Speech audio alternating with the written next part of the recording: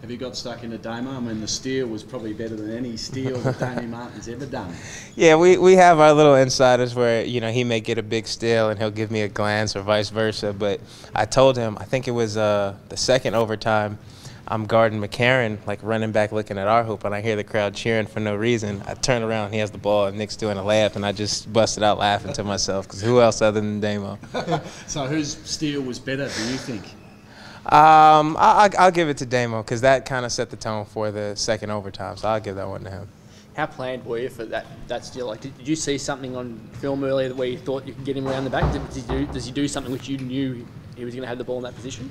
Not necessarily him. That's just kind of one of my habits of how I go for steals. But there's quite a few times where I go for it and I don't get it, and Coach chews me out. So I guess I just got lucky at the right time.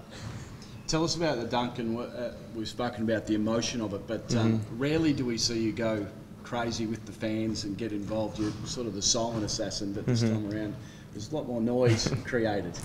Yeah, I just felt like that was a back-breaking point for Melbourne, and I felt like the crowd could feed off of that, especially knowing I'm normally not like that, and we needed every bit of energy because we were so exhausted. I was going to say, you looked exhausted. Were there times where there were moments where you couldn't go on? I mean, that's how I felt, but it's mind over matter, and everybody had to play the same game. So I saw my teammates out there battling, Clint diving on the floor, Mitch saved the game pretty much twice. So I wasn't really worried about how tired I was at that point. Are you happy with the call on Ware up against Norton just before the final buzzer? Of course, Mitch made a great play, and I think it was a great call. So I have nothing to complain about. What does a win like that do for a team? Double overtime, exhausted, big opposition. Is it more than just a normal win? I would say so, just considering, there's going to be so many different games where it's a game of runs and anybody could take the game. But when you're given 100% and the other team's doing the same thing, it always feels that much sweeter to come out on the victory side. Would it be fair to say that the team, as a collective, passed a character test? That's how it's looking so far, and I'd say games like that is what definitely reveals whatever our character is. And I just think considering the way we bounced back and not really having much time to rest as well, we really had to lock in and be mentally tough, and I think we did a great job. Can you talk about the 11:30 game? It's something you're probably not used to. Was it really noticeable, your legs being a little bit more tired, that Saturday morning game? I mean, we try not to pay too much attention to that. I just think considering Brisbane having that long flight, 5 hours, whatever it was, it's always going to take a toll on you. Then to have to play the next day, whether it's afternoon or the nighttime, it's going to have a toll on your body. And just coming from the Brisbane loss, what was the message from Damien Martin to you personally to get you going early? Because you're a bit slower to start in that Brisbane game and you were firing quite early coming to this game.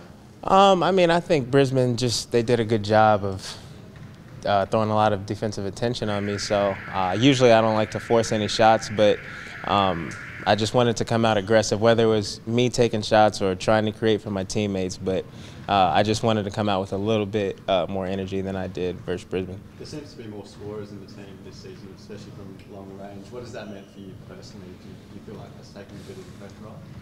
Yeah, I think it's terrific for our team as a whole, just because there's nobody you can really key in on because we have so many weapons on the floor at any given time of the game. So as long as we continue to play team basketball and we utilize our weapons, that's the biggest thing, because it doesn't mean anything to have shooters and scorers on the floor if we're not utilizing everybody's abilities. Yeah. Have you noticed that for yourself, that there's less pressure on you, like the opponents aren't as hard on you as they perhaps were last season? No, they're still on me, but it makes it easier knowing that we have so many great guys that can put the ball in the hoop as well. So, it's like pick your poison, I guess. What have you made of Tarico to start this season?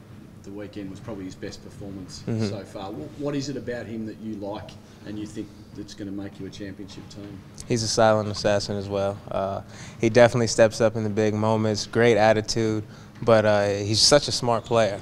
And, to have some of the defensive plays that he does that maybe it may not show up on the stat sheet, as well as the big shots that he hits, it doesn't go unnoticed by me or anybody on this team. So we love what he's doing, and we hope he continues to keep it up. Can he get better? I mean, it looks like at this stage he's just feeling his way through, and he's about to explode. And he had a little bit of a patch, I think it was in the fourth quarter, where he just took control of the game.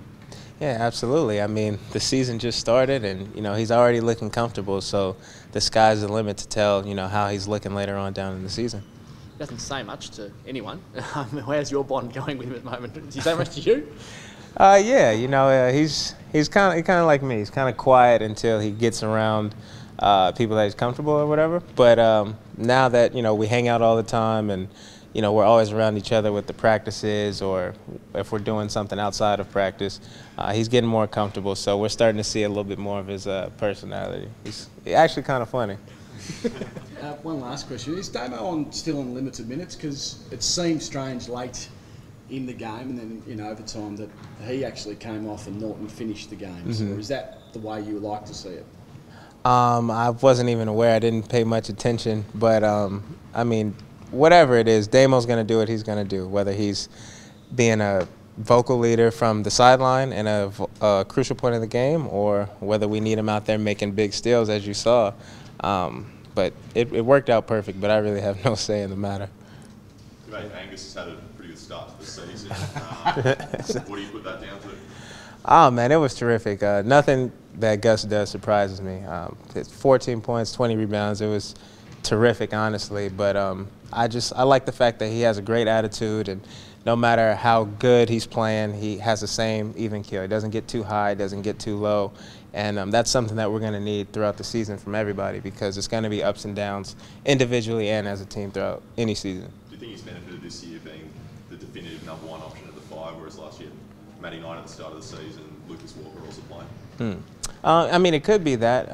I think Gus has definitely had the same talent, but sometimes different level of opportunity allows you to grow a little bit more as a player, and he's taken this opportunity and he's ran with it so far.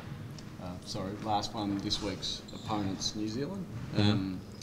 What do you make of them so far in the season? It seemed like in the off-season they were going to be the powerhouse of the league, the way they recruited. I mean, they're a terrific team, but I think just the way this league has stacked up this year, you can't take a night off on any given team, regardless of what the record is. They have great players on paper, and even when you step on the floor, these guys can go. So anybody can lose or win on any given night. So we have to treat them as if they're a powerhouse. We treat every team like they're a powerhouse.